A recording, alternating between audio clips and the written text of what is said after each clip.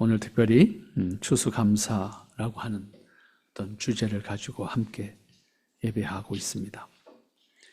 근데 이 추수감사라고 하는 것은 어떤 종교를 떠나서 모든 사람이 사실은 우리의 일생을 살면서 경험하게 되고 또 고백하게 되는 것이라고 생각합니다. 특별히 온대지방과 농경사회를 형성해서 살았던 사람들에게 이 추수라고 하는 것은 겨울을 나기 위해서 절대적으로 중요한 것이고 준비하지 않으면 안 되는 생존과 관련된 문제였습니다. 인류가 집단사회를 형성해서 살기 시작하면서 농사는 더욱 중요한 것이었고 그 농사를 통해서 식물을 얻게 되면서부터 우리 사회가 더욱 견고한 사회적 관계를 이루게 되었습니다. 이러한 현상은 동서양이 다르지 않습니다. 다만 환경과 먹거리의 차이가 있지만 농사를 짓고 추수를 해서 갈무리를 잘 해야 겨울을 날 수 있었기 때문에 어느 나라 어느 시대 또 어느 민족이든지 다르지 않은 형편이었다라고 하는 것을 생각하게 됩니다. 모두에게 필요한 먹거리를 확보하는 것은 생존을 위해서 절대적인 것이었습니다. 그런데 오늘날 이제 분업화되고 도시화되고 산업 경제가 형성되어지면서 도시에 사는 사람들에게 있어서는 계절의 감각, 특별히 추수와 관련한 계절의 감각이 없어졌거나 내지는 아주 약해졌다 이렇게 표현할 수가 있을 겁니다. 계절에 따른 먹거리 확보를 위한 일들도 오릅니다. 왜냐하면 언제든지 필요한 것은 마트에서 구할 수 있기 때문이고 사시사철 내가 원하는 것이 거기에 있기 때문입니다. 그것도 계절과 관계없이 구할 수 있기 때문에 이게 언제 나오는 것인지 모릅니다. 그리고 그것이 나오기까지의 과정이 어떠한 것인지도 사실은 모릅니다. 이러한 상황에서 언제나 자신이 필요한 것을 마트에서 공급받을 수 있기 때문에 특별히 우리의 일용한 것을 우리의 손으로 얻는 과정을 필요로 하지 않게 되었고 그만큼 우리가 그것에 대한 간절함도 그리고 그것을 통해서 느끼는 감사함도 상대적으로 잃어버리게 되었다라고 말할 수가 있을 겁니다. 그렇지만 분명한 사실은 같은 시간 다른 곳에서는 누군가 그 농사를 짓고 있고 우리가 일용한 것을 공급하기 위해서 땀 흘려 수고하고 있다는 사실로 분명한 사실입니다. 누군가 채소를 기르지 않으면 우리가 필요한 채소를 공급받을 수가 없습니다. 지금 이 시간에도 어디에선가 기본적으로 우리가 필요한 것을 만들어가는 수고하는 땀 흘림의 농부들이 있다는 사실도 분명한 사실입니다. 그런데 우리는 그 사실을 잊고 산다 이렇게 표현할 수가 있을 것 같습니다. 오늘 특별히 여호수아의 말씀을 통해서 이 감사하는 마음을 담아볼까 생각한 것은 그들 역시 40년 동안 광야에서 다만 방랑하는 생활을 했지 먹을 것 때문에 걱정한 적이 없는 사람들이었습니다. 40년 동안 그들은 그들의 수고로 땀 흘린 것을 먹지 않았습니다. 하나님이 주신 것을 먹고 살았습니다. 매일 아침. 그런데 바로 요단강을 건넌 다음에 첫 번째 유월절을 지키게 되고 그 이튿날부터 그 땅에서 난 곡식을 먹어야 했고 그 과정 속에 그들이 느꼈던 것이 무엇일까 한번 여러분들이 생각해 보시면 좋겠어요. 사실은 두 개 다 은혜잖아요. 일 안 하고 공짜로 준 것도 은혜고 그렇죠? 그 땅의 소산을 먹는 것도 은혜인데 그들이 느꼈던 감정은 어떤 것일까? 한번 우리가 이렇게 좀 생각해 볼 수 있는 시간이 되면 좋겠습니다. 하나님께서 이스라엘 백성에게 특별히 유월절을 지키게 하신 것은 그들을 구원하신 하나님과의 관계, 특별히 하나님을 잊지 않도록 하기 위한 하나님의 은혜요 배려였습니다. 근데 이것을 하나님과의 관계 속에서 인간은 그게 부담스러운 거예요. 사실은. 모르는 척하고 늘 말씀드리잖아요. 하나님 모르는 척하고 그냥 계시다가 나한테 필요할 때만 나타나시면 참 좋겠는데 그럼 내가 참 편할 것 같은데 그런 거잖아요. 사실 우리 신앙생활은 그런 거 아닙니까? 그런데 그러면 그럴수록 우리는 하나님으로부터 어떻게 됩니까? 멀어져 갑니다. 때문에 하나님은 때를 정하시고, 너 더 멀리 가면 안 돼. 그런 게 굳이 표현하면 그냥 일주일입니다. 더 멀리 가면 더 멀어져. 거기까지야. 참 묘한 이 하나님의 창조 사이클이, 주기가 참 묘하다. 그런 생각을 하면 그런 것 같아요. 우리 상태, 우리 스스로를, 우리 상태를 생각해 보면 그런 것 같아요. 그 이상 넘어가면요, 게으러집니다. 다시 말해, 게으러진다는 말은 하나님과 더 마음이 멀어집니다. 실제로. 그러니까 거기까지야. 그게 마지노선이야. 그러니까 그걸 넘어서면 2주간이 넘어서지고 2주간 넘었으면 한 달도 갑니다. 1년도 갑니다. 그 다음에 다시 여기 원위치로 오는 것은 참 마음이 무겁고 힘듭니다. 그 과정이 힘들어집니다. 때문에 하나님께서 그렇게 절기를 지키게 하신 것은 사실은 하나님의 욕심이 아니라 인간을 위한 배려라고 생각하는 것이 훨씬 우리에게 은혜가 될 겁니다. 또한 하나님과의 관계에서 인간의 행복이 하나님과의 관계 속에 있다는 사실을 깨닫도록 하기 위한 하나님의 은혜라고도 말할 수 있습니다. 아담 이후에 인간은 본능적으로 하나님으로부터 멀어지는 본성을 가지게 되었기 때문에 때를 따라서 돌이키지 않으면, 그리고 그것을 반복하지 않으면 하나님과의 관계는 전혀 관계없는 사람처럼 하나님을 잊어버리게 되는 인간이 되기 때문에 그렇습니다. 그러므로 이스라엘에게 하나님을 알고 하나님과의 관계에서 살도록 하는 배려가 절기와 함께 하나님 중심의 사회를 형성하라고 말씀하신 것입니다. 특별히 유월절을 지키게 한 것은 출애굽을 기념하기 위한 것이었습니다. 당연히 모든 절기의 중심은 하나님이어야 합니다. 그렇지만 그 기원이 어떻게 되었든 시간이 지나가면서 모든 종류의 절기는 다시 사람 중심으로 갑니다. 그 절기조차도 사람 중심으로 갑니다. 이러한 현상도 아담 이후에 인간의 본성과 직결된 것이라고 말할 수가 있습니다. 결국 예수님을 메시아로 보내시고 속죄를 위한 희생제물이 되게 하심으로써 더 이상 반복되는 제사를 하지 않게 하신 것처럼 구약의 절기를 반복해야 할 원인을 해소시켜 준 것이 역시 그리스도의 메시아로 오심의 사건이었습니다. 그러므로 오늘 우리는 구약의 절기들을 똑같이 반복해서 지키지 않습니다. 이스라엘 백성이 애굽을 떠나서 이제 요단강을 건너 길가를 차지하고 그곳에 머물고 있는 상태입니다. 그곳에서 하나님은 그들에게 2가지 말씀하십니다. 하나는 하나님의 백성으로 구별하시기 위해서 할례를 행하라고 한 말씀이었습니다. 왜냐하면 40년 동안 할례를 행하지 않았기 때문입니다. 가나안 땅에 첫 발을 디뎌놓고 제일 처음 하라고 하신 것이 할례를 시행하라. 실제로 가나안 땅에 들어가는 사람들은 다 광야에서 태어난 사람들입니다. 그러나 이동하는 과정 속에 할례를 시행할 수가 없었습니다. 걸을 수가 없기 때문에. 그러므로 가나안 땅에 첫 발 들여놓은 다음에 제일 먼저 구별된 백성을 만드시는 작업을 했습니다. 40년 광야 생활에 할례를 시행할 수 없기 때문에 애굽을 떠난 이후에 태어난 사람은 한 사람도 할례를 받지 못했습니다. 또 하나는 유월절을 지키라고 하는 것이었습니다. 거기서도 마찬가지로 당연히 홍해 바다를 건넌 다음에 유월절을 지키도록 하셨습니다만은 또 한 번 확인합니다. 네, 이번에는 요단강을 건넜습니다.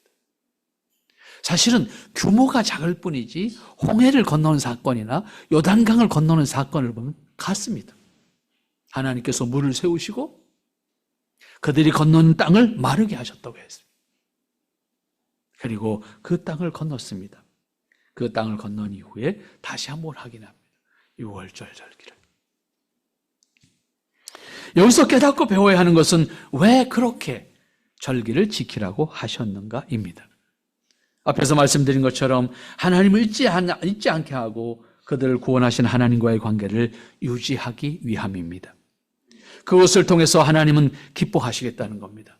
단순히 하나님께서 무슨 재물을 받아서 기뻐하시겠다는 것이 아니라 그것은 그 매체를 통해서 하나님과의 관계를 기뻐하시겠다는 겁니다. 그러므로 비록 구역시대와 같은 절기를 지키는 오늘이 아닐지라도 하나님께서 왜 그때 절기를 지키게 하셨는지를 오늘 우리 입장에서는 다시 생각하는 거예요.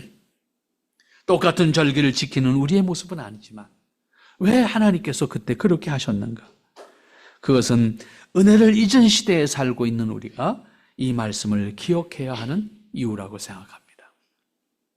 또 우리 주변이 너무나도 풍요로운 환경 속에 언제든지 얻고 싶은 것을 얻을 수 있는 이 시대에 살면서 우리는 더욱 쉽게 하나님의 은혜를 잊어버리기 때문에 이 사실을 기억해야 될 것이라고 생각합니다.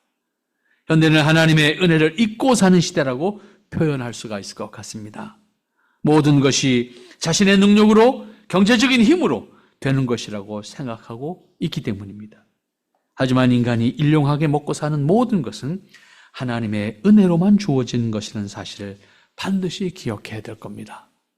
어떻게 사회가 발전하고 어떻게 기술 문명이 발달한다 할지라도 우리에게 주어지는 일용한 것은 반드시 흙이 필요하고 태양이 필요하고 물이 필요하고 그리고 땀 흘려 수고함이 필요합니다. 이것을 거치지 않고 먹고 살 수 있냐면 인간은 살 수가 없습니다. 아무리 발달해서 의학이 발달해서 무슨 약품을 만들어내는 것을 발달해서 그것을 먹고 우리가 살 수 있다고 할지라도 만일에 그렇게 된다면 인간은 더욱 절망하는 상태가 될 겁니다. 왜? 인간에게 가장 기본적인 기쁨이 뭔데? 특별히 배우지 않고 특별히 경험하지 않고 인간이 가장 기뻐할 수 있는 것이 뭔데? 먹는 거예요. 그 기쁨을 포기하는 겁니다. 안 먹고 살 수 있다면 포기하시겠습니까? 포기하겠다고 생각하는 사람이 있다면 가장 어리석은 사람일 거예요. 인간에게 주신 가장 기본적인 기쁨, 먹고 자는 겁니다. 잠자는 기쁨 누리시잖아요, 매일. 혹시 잠을 쉽게 자지 못하는 분들이 어려운 거 우리가 한번 경험해 보세요. 생각해 보세요. 먹고 잘 수 있는 기쁨. 그래서 가장 행복한 사람이 누군가 하면 태어난 아이들이에요. 걔네들이 하는 일이 뭡니까? 먹고 자는 거예요. 다만 그들이 의식하지 못해요. 그러나 가장 행복한 상태입니다. 먹을 거 걱정하지 않고 잘 거 걱정하지 않고. 왜? 먹여주니까, 재워주니까. 실제로 식물성이든 동물성이든 사람이 먹는 모든 것은 기르는 과정이 필요합니다. 일부 자연적으로 얻는 것이 있지만 그것은 주식이 아닙니다. 분명한 것은 인간이 주식으로 사용하는 물건 반드시 수고해야 합니다. 땀 흘려야 합니다. 사람이 주식으로 삼고 있는 식물은 그것이 무엇이든 땀을 흘려 가꾸어야만 먹을 수 있게 되어 있습니다. 그 과정에서 수고에도 불구하고 자연재해를 입게 되면 기대한 만큼의 수확을 얻지 못하게 되기도 합니다. 그러나 어떻든 수고하지 않고 식량을 얻을 수 없는 것은 분명합니다. 그렇기 때문에 현장에서 식량을 위해서 수고하는 사람들은 은혜를 매일 체험합니다. 비가 와도 안 와도, 태양이 좋아도 태양이 안 좋아도, 바람이 세게 불어도 바람이 안 불어도 모든 걱정입니다. 늘 걱정으로 사실은 1년 내에 농사를 짓고 있다고 보아도 틀리지 않습니다. 햇빛이 좋아야 될 텐데 햇빛이 잘 쬐어지지 않으면 일조량 부족으로 인해서 열매가 맛도 없고 크지도 않습니다.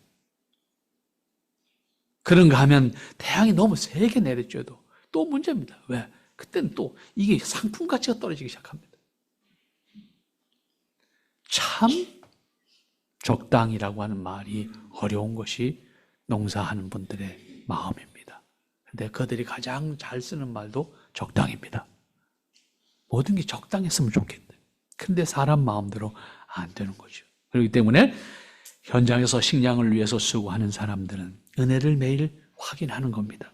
그렇기 때문에 추수가 끝나면 감사한 마음을 고백할 수밖에 없는 거지요. 하나님은 이스라엘 백성과 성별과 함께 감사를 잊지 않도록 요단강을 건넌 다음에 유월절을 지키기를 말씀하셨고 그들은 그렇게 지키기 시작을 했습니다. 11절 말씀으로 가보십시다. 다시 11절 말씀을 보면 유월절 이튿날에 그 땅 소산을 먹되 그 날에 무교봉과 볶은 곡식을 먹었다 그랬습니다. 요단강을 건넌 것은 실제로 약속하신 가나안에 들어간 것을 의미합니다. 물론 요단강을 건너는 것 과정은 홍해 바다를 건널 때와 같은 하나님의 간섭과 역사가 있었습니다. 하나님은 요단강을 건너는 그들에게 길가를 차지하게 하셨습니다. 그곳에서 할례와 유월절을 지키게 하셨습니다. 그런데 유월절 이튿날에 그 땅의 소산물, 그 땅의 열매를 먹게 하셨다고 하셨습니다. 여기서 그 땅의 열매들이 어떤 것일지에 대해서 확실하게 알 수 없습니다. 다만 정황을 생각해 보면 이스라엘 백성들이 요단강을 건넌 다음 길가를 정복했습니다. 그리고 그곳에서 할례와 유월절을 지키는 것을 생각하면 그들이 직접 농사를 지은 것은 아니었다고 말할 수가 있을 것 같습니다. 그곳에서 난 식물을 먹었습니다. 그 말은 정복한 땅에서 얻은 수확물을 얻어 먹었다라고 표현할 수가 있을 겁니다. 여기서 중요한 것은 40년 동안 광야의 떠돌이 생활을 하면서 하나님께서 일방적으로 공급했던 만나와 메추라기를 먹게 하셨는데 이제 땅을 차지하고 정착민으로 살 수 있게 되는 그 시점에 바로 그들은 그곳에서 난 열매를 먹게 되었다는 의미입니다. 따라서 그곳에서 난 열매를 먹게 하신 것인데 그것은 유월절 절기를 지키는 것과 겹치지만 이스라엘에게는 40년 만에 처음 요즘 말로 말하면 자연식품을 먹게 된 겁니다. 이제까지는 만나와 메추라기라고 하는 하나님이 공급하시는 일방적인 음식을 먹었다고 하면 이제 땅에서 나는 자연식품을 처음 먹게 된 겁니다. 그러므로 그들 대부분은 실제로 만나와 메추라기 밖에는 먹어본 적이 없다고 표현할 수 있겠죠. 어떻게 보면 자연식품을 처음 먹게 되는 순간이었을 겁니다. 그렇다고 만나와 메추라기가 뭐가 부족했거나 맛이 없다는 의미가 아닙니다. 다만 정착민들이 먹는 곡식으로 만든 음식을 처음 먹게 되었다는 의미입니다. 그런데 그들이 먹은 것이 어떻게 먹었습니까? 유교병과 볶은 가루라고 했습니다. 무교병과 볶은 국이라고 했습니다.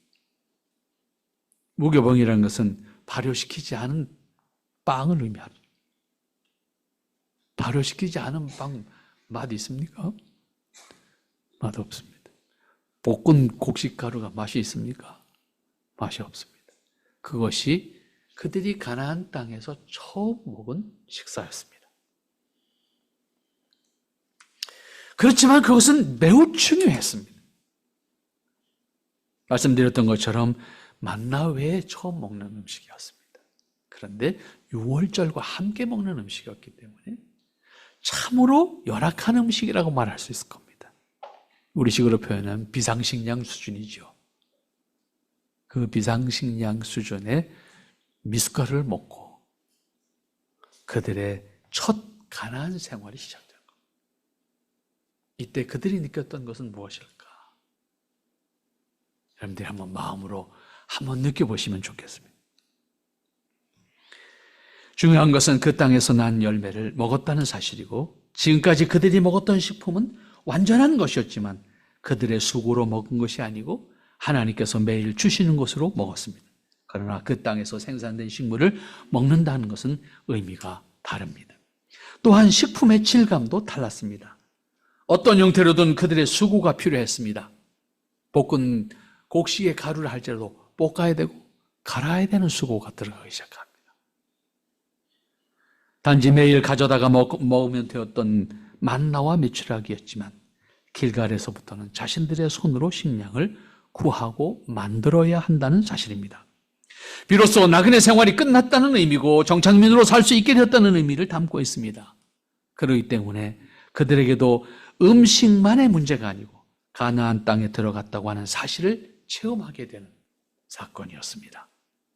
그 음식이 풍요롭지 않고 맛있는 것은 아니었지만 그들은 그것을 통해서 약속의 땅 가나안에 들어왔다는 사실을 확인하는 겁니다. 따라서 유월절과 함께 감사한 마음이 함께 담기는 겁니다. 땅이 없어서 방황했던 백성들에게 자기 영토가 주어지는 사건. 더 이상 유리 방황하는 삶이 아니라 이제는 정착민으로 살 수 있다는 사실을 확인하는 음식입니다. 그것이 비록 풍요롭지 않지만 맛있는 것은 아니었지만 그들에게는 감격스러운 것이었습니다. 그런 의미에서 그들의 가나안 땅 길갈에서 첫 식사는 매우 감격적이었다고 말할 수가 있습니다. 이렇게 감격할 수 있는 식사는 잊을 수 없는 것이고 그것을 허락하신 하나님께 감사하지 않을 수 없는 일입니다. 특별히 40년 동안 광야에서 만나와 메추라기만 먹었던 이스라엘 백성들이 그 땅에서 난 곡식을 먹게 되었을 때 느끼는 감격은 이제 하나님께서 약속하셨던 그 땅에 들어왔다는 사실을 몸으로 체험하는 것이었기 때문에 그 감격을 잃어버릴 수가 없는 것이고 그 감격을 느낄 수 있도록 상상해 본다고 하면 우리도 그들이 느꼈던 것에 우리에게 주어진 현실 속에서 무엇을 잃어버리고 있는가를 생각해 볼 수가 있어야 합니다. 그들에게 첫 식사는 유월절과 함께 하는 것이었습니다. 따라서 그 음식의 맛이 특별히 좋은 것이 아니었습니다. 그들이 처음 먹었던 것이 무교병과 볶은곡식이었기 때문입니다. 볶은곡식이 맛있다고 표현하는 것은 어렵습니다. 여러 가지 첨가물을 섞으면 어떨지 몰라도 그 자체로는 그야말로 비상식품입니다. 평소에 맛있게 먹을 수 있는 것은 분명히 아닙니다. 그렇지만 그들에게는 분명히 감격스러운 음식이었습니다. 풍요롭고 넉넉하고 맛있는 진수성찬이 아니지만 그들에게 가나안 땅에서의 첫 식사는 볶은 곡식 가루였습니다. 하지만 그들에게는 감격스러운 것이었습니다. 많은 것이기 때문에 감사하고 적은 것이기 때문에 감사하지 못하는 것이 아닙니다. 오히려 그들에게 허락되어진 것이 무엇인지를 깨달으면 그것이 감격스러운 거지요. 그것이 감사한 것이죠. 그 땅의 소산을 먹을 수 있었다는 것은 이스라엘 백성들이 이제부터는 하나님이 약속하신 가나안에 머물 수 있다는 사실이고 정착민으로 살 수 있다고 하는 사실을 그들이 확인하면서 먹었던 곡식 가루는 그들에게는 잊어버릴 수 없는 감격의 음식이었습니다. 나아가 하나님께서 약속하신 땅에 들어간 것을 확인하는 그들에게 있어서는 먹는 것 이상으로 감격스러운 모습이었다고 생각할 수가 있습니다.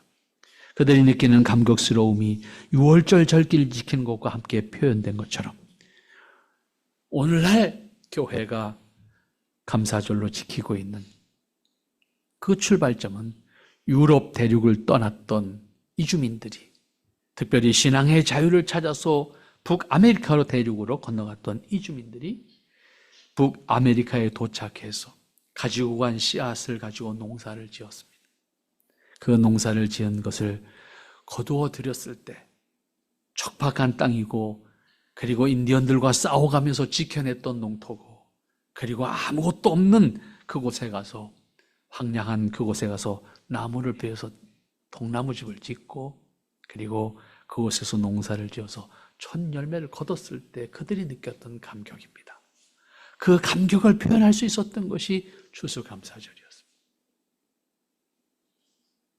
그런 의미에서 절기라고 하는 단어를 우리가 굳이 쓰지 않지만 모두 쓰는 단어로서 우리가 사용할 수밖에 없는 그런 단어가 되어 있습니다. 우리는 절기로서 지키는 것은 아니지만 하나님의 은혜를 반드시 기억해야 된다는 그런 의미에서 우리는 이 사실을 다시 확인하는 거예요. 그리고 하나님께서 허락하신 우리의 삶 속에서의 은혜가 무엇인지를 잊지 않고 살아야 된다는 사실을 하나님의 은혜를 확인하는 사람들에게서는 더욱 귀한 것이고 그리고 그 땅에서 난 첫 열매로 그들이 하나님 앞에 감격할 수밖에 없었던 것처럼 우리가 도시 사회를 살고 있지만 우리에게 주어지는 매 시간 주어지는 일용한 것이 우리에게 얼마나 귀한 것인지를 확인하고 그것을 허락하셨던 하나님 앞에 감사하고 그것을 얻기 위해서 수고했던 이들의 땀 흘림의 수고에 대해서도 기억하는 것이 우리에게는 필요하다는 사실입니다. 그 다음 이어지는 12절 말씀 봅니다. 그 땅 소산을 먹은 다음 날에 만나가 그쳤으니 이스라엘 사람들이 다시는 만나를 먹지 못하였고 그 해에 가나안 땅의 열매를 먹었더라. 이스라엘 백성이 가나안 땅에 입성해서 처음 발을 디딘 곳, 그것은 길갈이었습니다. 길갈성을 정복할 수 있도록 한 하나님의 역사로 그들은 쉽게 싸움도 하지 않고 입성해서 길갈을 정복했습니다. 그리고 그곳에서 유월절을 맞았습니다. 그리고 광야 생활을 마치는 역사적인 의미를 시작하게 되었습니다. 절묘하게 맞이한 때에 광야 생활을 끝낸과 동시에 유월절을 지키게 되었습니다. 따라서 절기로 볼 때에 그 땅의 추수 시기와는 거리가 있습니다. 왜냐하면 유월절은 보통 3월 말 4월에 연결되기 때문입니다. 가나안 땅의 열매로 표현하고 있는 것은 그들이 직접 거둔 것으로 보기는 어렵지만은 그럼에도 불구하고 중요한 것은 그곳 가나안 땅에 들어가서 그곳의 곡식으로 식사를 할 수 있게 되었다는 의미입니다. 그리고 그것으로 유월절을 지키게 되었다는 데 의미가 있습니다. 또 12절 말씀에서 교훈을 받게 되는 것은 그 땅 소산을 먹은 다음 날에 만나가 그쳤다고 말씀하고 있습니다. 그것은 하나님의 섭리하심에 있어서 그 원리가 어떠한 것인지가 우리에게 깨닫게 되어지는 말씀입니다. 기본적으로 하나님은 창조 질서에 따라서 허락하신 것을 통해서 일을 하게 하시고 먹게 하셨습니다. 만나와 메추라기는 하나님의 특별한 초자연적인 섭리와 은혜의 수단으로 이스라엘 백성들을 먹였습니다. 그것은 계속되어야 하는 것이 아닙니다. 다만 하나님의 특별한 필요가 있어야만 할 때 하나님께서 직접 행하시는 일입니다. 그러한 의미에서 특별한 은혜라고 말할 수 있습니다. 그렇다고 일상에서 요청하거나 매일 그러한 일이 우리에게 일어난다고 하면 우리에게는 굉장히 감격스러울 일 같지만 사실은 굉장히 혼란스러워지고 그 다음에 그로 인해서 나타나는 부작용, 인간의 게으름 반드시 동반됩니다. 일상에 대한 자기 책임을 감당하지 않는 인간이 된다는 의미입니다. 그러므로 우리는 하나님께서 왜 만나를 그치게 하셨을까? 이거 역시 인간을 향한 하나님의 은혜고 사랑이라는 것을 기억해야 돼요. 따라서 그 땅의 소산을 먹은 다음 날 하나님께서는 더 이상 만나와 메추라기를 주시지 않았습니다. 그때부터 이스라엘은 가나안 땅에서 난 식물을 먹어야 했습니다. 그리고 그 식물을 확보하는 것은 전적으로 그들의 수고와 땀 흘림으로만 가능한 것이었습니다. 만일 식량을 얻기 위한 땀 흘림이 없다면 그들은 누구에게도 원망하지 못하고 굶주리게 될 것입니다. 하나님은 이스라엘 백성들에게 유월절을 지키면서 그들을 인도하신 하나님을 기억함과 동시에 먹는 것과 관련한 간섭이 더 이상 없다는 사실을 상기시켜 주셨습니다. 그러므로 매일 먹는 일용한 것에 담긴 은혜를 아는 것은 은혜를 더하게 하는 것이고 그 은혜를 아는 것은 하나님의 사람으로 사는 가장 기본적인 일입니다. 여기서 그리스도인은 이 땅에서 일용한 것을 얻기 위한 수고와 그 일용한 것에 담긴 하나님의 은혜를 늘 깨닫고 체험하고 확인하고 고백할 수 있어야 됩니다. 그리고 그것을 감격할 수 있어야 합니다. 일용한 것이 그냥 주어지는 것이 아니기 때문입니다. 농사를 직접 짓는 수고를 하지 않는다고 할지라도 그 해가 우리에게 주어지는 곡식이 어떠한 것인지에 의해서 우리는 넉넉히 먹을 수 있고 늘 풍요로울 수 있고 늘 감사할 수 있습니다. 조금만 채소가 뭐가 부족하다 그러면 그 난리가 나고 달걀이 좀 뭐 부족하다 그러면 또 난리가 나고 금년에 왜 갑자기 쌀이 또 비싸진다고 난리가 나고 한순간도 우리가 사실은 장담할 수가 없습니다. 그런데 그것이 아무런 염려와 걱정이 없이 일상으로 돌아갈 수 있다는 것 자체가 우리에게는 너무나도 큰 감격스러운 것인데 우리가 직접 현장에 없다 보니 부족하다고 탓만 합니다. 그러나 탓하기 전에 그것에 담긴 은혜를 더욱더 확인하고 체험할 수 있으면 좋겠어요. 부족하다고 하면 늘 말씀드리죠. 하루만 다 굶어요. 그럼 남습니다. 여러분, 대한민국 사람이 하루에 달걀 한 개 안 먹으면 5천만 개 남습니다. 근데 이상한 심리가 하나 있다고요. 모자란다면 더 먹으려고 되면다고. 그러고 다 탄단 말이에요. 부족할 때 은혜를 확인할 수 있으면 지혜로운 사람이 될 줄로 믿습니다. 그의 농사가 풍년인지 아닌지는 최종적으로 판단하는 것은 밭에 있는 것, 논에 있는 것을 보고만 하지 않습니다. 수확을 해서 창고에 들여놓은 다음에 금년에 풍년이다 이렇게 말합니다. 왜냐하면 그만큼 농사가 잘 되는 것 같지만 변수가 많다는 의미입니다. 어딘가에서 누군가 농사를 지었기 때문에 도시에서 전혀 무관하게 살고 있는 우리들도 일용한 양식을 걱정하지 않고 먹고 살 수 있습니다. 그럼에도 정작 전혀 관계없이 살 수 있는 사람들처럼 무심합니다. 무심한 것만큼 우리는 하나님의 은혜에 대한 감격을 누리지 못하게 될 것입니다. 길갈에서 처음 유월절을 맞은 이스라엘 백성들은 하나님께서 그들을 애굽에서 나오게 하시고 홍해와 그리고 요단강을 건넌 약속의 땅 가나안에 들어가서 비로소 그동안 그들을 인도하신 하나님의 은혜를 제대로 기억하고 그것을 감사할 수 있는 기회를 가지게 했습니다. 세상에 살고 있는 누구도 먹는 것이 해결되지 않는다고 하면 생존할 수가 없습니다. 또 먹는 즐거움을 누릴 수 없습니다. 먹는 즐거움은 특별하지 않습니다. 모든 사람에게 주어져 있는 가장 기본적인 권리입니다. 그렇지만 그것을 누리기 위해서는 하나님의 은혜가 아니면 누릴 수 없다는 것도 분명히 기억을 해야 합니다. 지난 주간에 목포 지역 기독교 역사를 좀 이야기해달라고 해서 내려갔습니다. 근데 강의 장소가 공생원이라고 하는 곳이었습니다.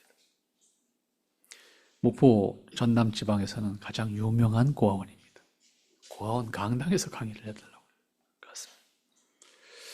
목포에 내려가면 한 번씩 들르는 장소이기도 합니다. 1928년도에 세워져 있는 호남 지방에 가장 일찍 오래된 고아원입니다. 동명이인 윤치호라는 전도사가 19살 때부터 시작을 해서 그 공생원이라는 고아원을 이제 100년 가깝게 3년 후면 100년이 됩니다. 오래간만에 내려갔길래 원장님을 만날 수 있었습니다. 오래간만에 인사를 나누고 만나면 옛날 얘기 다시 나오는 거죠. 자기 할아버지 할머니부터 시작해서 손녀니 지금 손녀니까 할머니 할아버지 할머니부터 이야기 중. 할아버지 별명이 거지대장이었습니다. 거지대장일 수밖에 없는 것은 옛날에 고아원은 원장은 대장입니다. 거지대장입니다. 왜? 얻어먹여야 되는 시대니까. 원장은 얻으러 다니는 사람이었습니다. 그래서 직분이. 그래서 많이 얻어오면 애들이 먹는 거고 못 얻어오면 애들이 못 먹는 거고.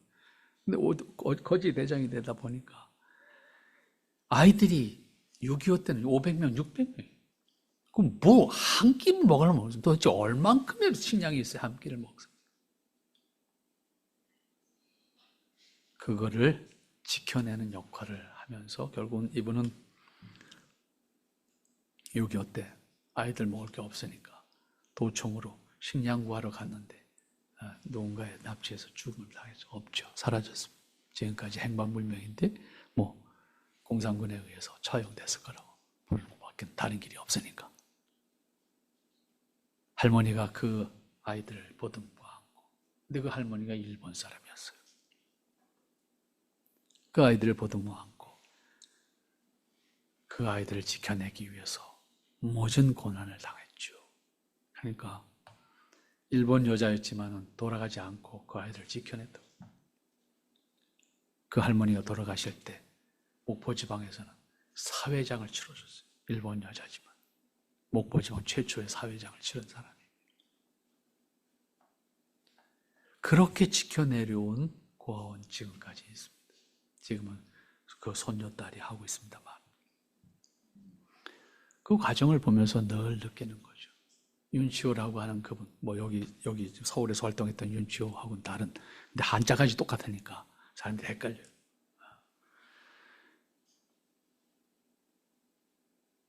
그분들에게 있어서 느껴지는, 그들의 역사를 통해서 느껴질 수 있고 늘 확인하게 되는 거예요. 한 생명이 태어나서 그렇게 살 수밖에 없는 환경과 시대였어요. 그 안에서 살아남는 것 자체가 참으로 전부라고 말할 수 있을 만큼 살아남는 것 자체를 위해서 싸워야 했던 그 시대에 유달산 북쪽 바람바지 속에 그 산골짜기에 고아원에서 수백 명의 아이들이 살아남았다라고 하는 것도 참으로 귀한 일인데 그 과정 속에 한 끼 한 끼가 얼마나 그들에게 감격스럽고 절박한 것이었는가라고 하는 것은 그들의 옛 사진을 보면요 처절합니다. 여러분, 우리는 그 모습을 생각하면요 얼마나 잘 삽니까? 그런데 문제는 뭐냐면 감사가 없고 공허하고 오히려 불만이 더 많아. 물론 사람이 먹는 것만 해결돼서 만족할 수 있는 것은 아닙니다. 먹는 것이 없을 땐 먹는 거 가장 중요합니다. 하지만 먹는 것이 채워지면 그 다음엔 정신적인 것이 충족돼. 또 우리의 생활에 어떤 여유를 누릴 수 있는 문화적 욕구가 생기게 되는 겁니다. 그러나 가장 중요한 것은 우리의 영적인 신앙입니다.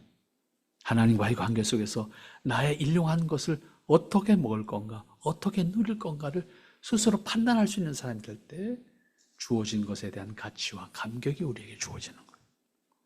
그 신앙이 우리에게 만들어져야 돼요. 그리고 그것을 통해서 하나님의 뜻을 살아낼 수 있는 우리 자신들이 돼요. 여러분과 저는 도시에 살고 있습니다. 우리의 손으로 직접 농사도 하지 않습니다. 그러나 음식을 먹을 수 있게 되는 것은 누군가의 수고가 있다는 얘기고 동시에 그것을 허락하신 하나님의 손길이 있다는 사실을 반드시 기억하고 그것을 통해서 감격과 감사를 통해서 일용한 것을 늘 섭취할 수 있을 때 그것이 그대로 먹는 과정을 통해서도 은혜가 되고 먹는 과정을 통해서도 건강함을 얻게 될 줄로 믿습니다. 기도하십니다. 하나님 아버지 감사합니다. 우리가 늘 부족하고 늘 연약함에도 불구하고 때를 따라 허락하신 은혜로 살게 하시니 감사합니다. 아버지 하나님의 은혜와 사랑의 역사가 저희들에게 있도록 축복하시고 늘 하나님의 사랑과 권세를 도하여 주시어서 하나님의 뜻을 사는 하나님의 은혜를 온전히 드러낼 수 있는 저희들 되게 하옵소서. 우리를 향하신 하나님의 그 크신 사랑을 헤아리지 못하고 늘 원망과 불만하고 있는 저희들의 모습이 아닌지 돌아보게 하시고 하나님의 뜻을 살아내기에 부족함이 없는 능력과 은혜를 도하여 주시옵소서. 아버지의 사랑하심이 저희들에게 있기를 원합니다. 온전하게 응답할 수 있는 저희들의 믿음이 있기를 원합니다. 예수님의 이름으로 기도하옵나이다. 아멘.